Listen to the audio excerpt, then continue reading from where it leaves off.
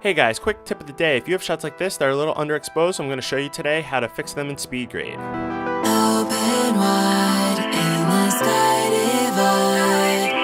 Look into my eyes as stars and moon collide. Alright guys, if you have Adobe Premiere and Adobe Speedgrade, you can follow along exactly how I do this. Currently you have your sequence selected. You could have multiple sequences. You want to make sure you have the sequence selected.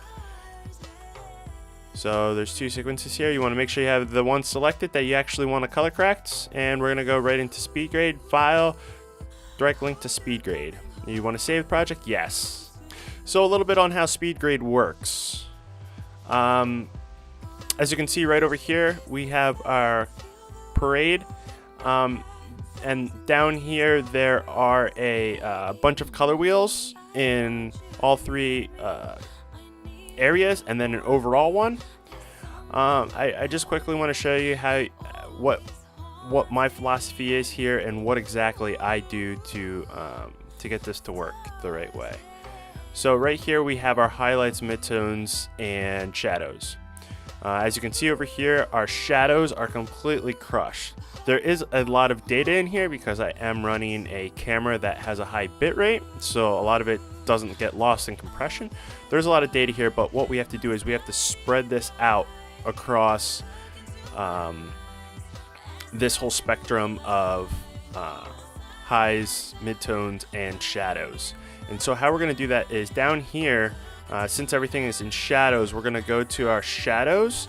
And if you think of these three as breaking up these shadows in the same way, now we have three different quadrants in our shadows area, right? You take these three and you break them up. But here is something that is food for thought. That's not what I wanted to do. All right, how the hell do I get out of here? Should have probably just did this in Photoshop. But anyways, here's some food for thought.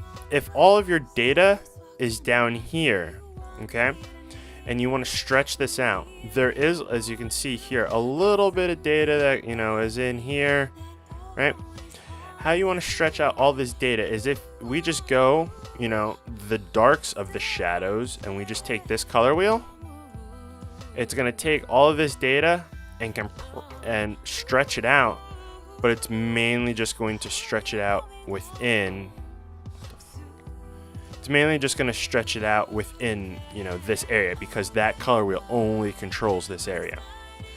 But what happens is if you know the layers, you do one layer, right?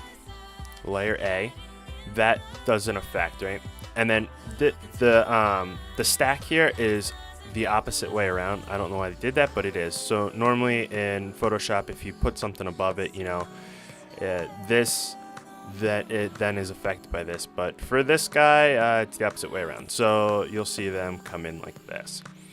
If you gradually affect these guys, you can limit the amount that is in here. So what I mean by that is, let's say we take the orange, right? And let's say we affect this second area, and we have I keep doing that. And we have some stuff that's in here, right? What we're going to end up doing is we're going to affect this whole area. I don't know why I keep changing it. We're going to affect this whole area here. So any data that is in this area, what we want to do is that is pretty much all of the visible highlights that aren't, you know, completely fucked by the hell's the word I want to use here, isn't affected by noise. Right, so the majority of that shit's just noise, or it's actual colors. As you can see in here, the colors here. There might be some like shitty ass noise in there, but yeah. So what we want to do is we want to take this stuff and we want to end up moving it up here. So how we're going to do that is we're going to take this color wheel, which is the center one, and we're going to slightly move it up, right? Once we slightly move it up, now when we add a new layer, that has that counts as being in the middle of this now, right? And since all the data that was here was now stretched across this whole length, if we have a new layer, it's going to move now all of this data up.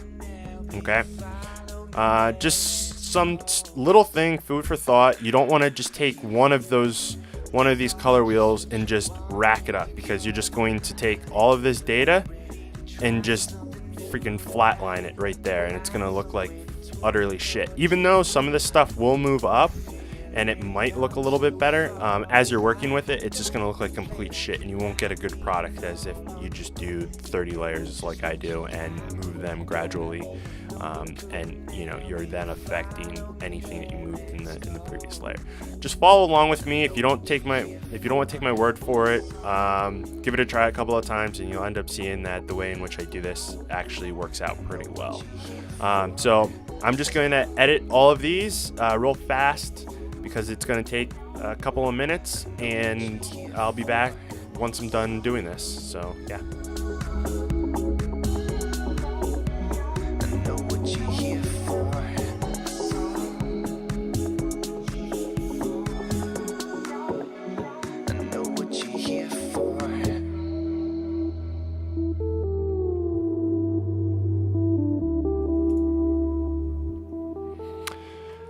So, real quick here, as you could see, I mean, that was super quick, but as you're moving these, sometimes in areas that are actually decently lit, or, you're pretty much trying to affect everything else but the things that were properly lit, doing that ended up bringing a lot of saturation in here, which made her look completely fake as hell. So I took some of that out. It still looks like shit, but yeah, I just wanted to let you know that sometimes you have to pull out some saturation in different areas. As you can see, the complete shit looking, and now we can actually see a little bit of the background there.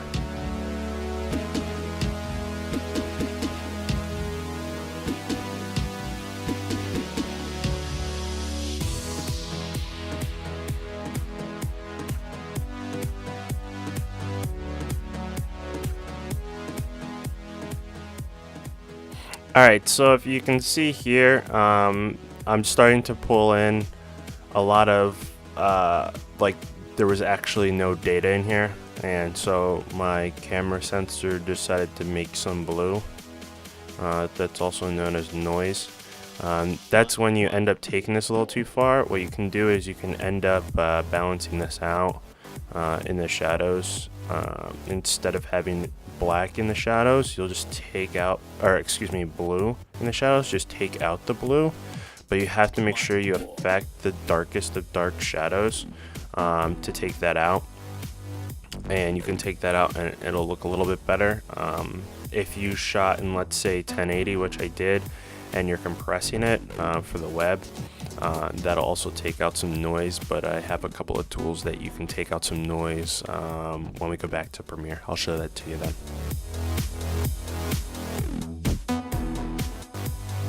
Alright, so I just wanted to show this simple a little bit. This is without doing any taking out of the blue and showing in the shadows. I take that out, and it's actually, the room's looking a little more realistic, and there's not all this blue. The blue was brought on by the light that came in, but luckily the color values for this light are a lot brighter up in the mid-range, so they're not affected when I move this low-end slider here, or color wheel. Alright, this shot here doesn't need a ton of work, just because when he does do this whole breath, it does light up a lot of it. I actually wanted to show you another way of making that look a little cooler in Premiere, but this could use a little removal on the whole overall picture of red. As you can see in the shadows, there's a little bit here. Another thing that I wanted to let you know is don't be worried about making multiple layers. It's not going to affect anything. I would say make 10 layers instead of moving one of these color wheels. really far into the range. If it's moving the center to a color, or moving this outside guy up or down to an extreme, I would say make 10 more layers before you do something like that. It's all about the small adjustments and not the real large ones.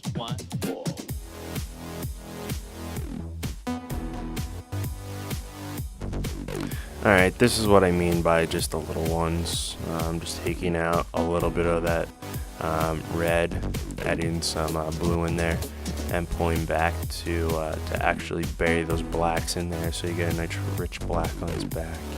That looks a lot better than it started.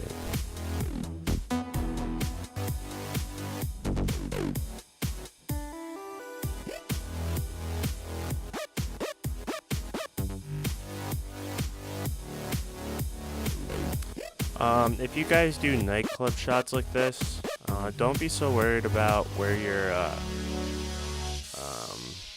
white balance is. If you have shots like this where there's a ton of colors going all over the place, what I mean by that is don't make sure you have a perfect white balance. Just run with what you're running throughout the night. When you're in a situation like this, it's hard enough to get the shots.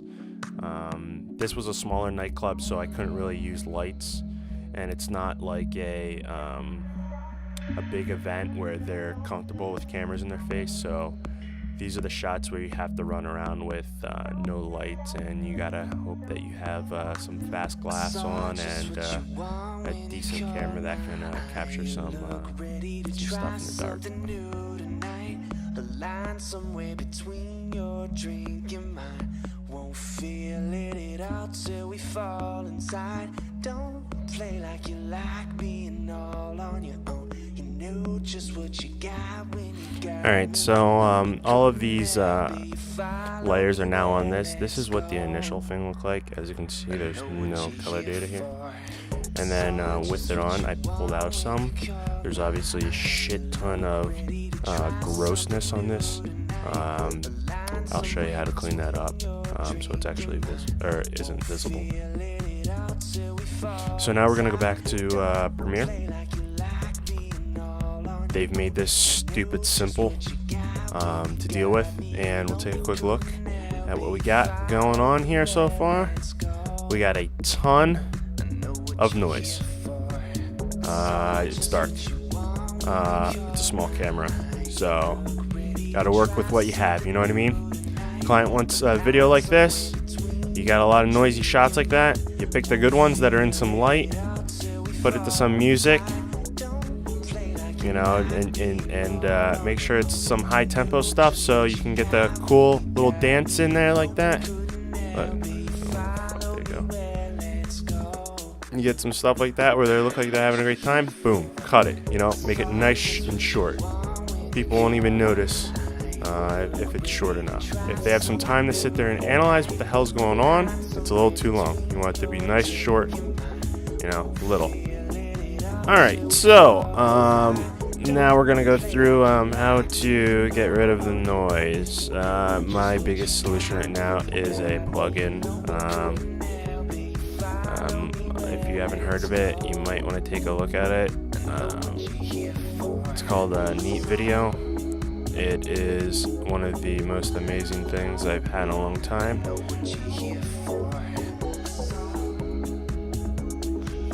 Alright, I don't know what the hell happened there. Neat Video took a little bit.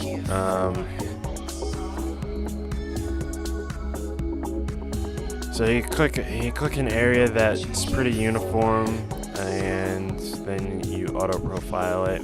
You can go through and fine tune it a little bit, and there is no sharpness in this at all. You can make this look a little bit better. You. Alright. So I'll render it out and show you guys the final product.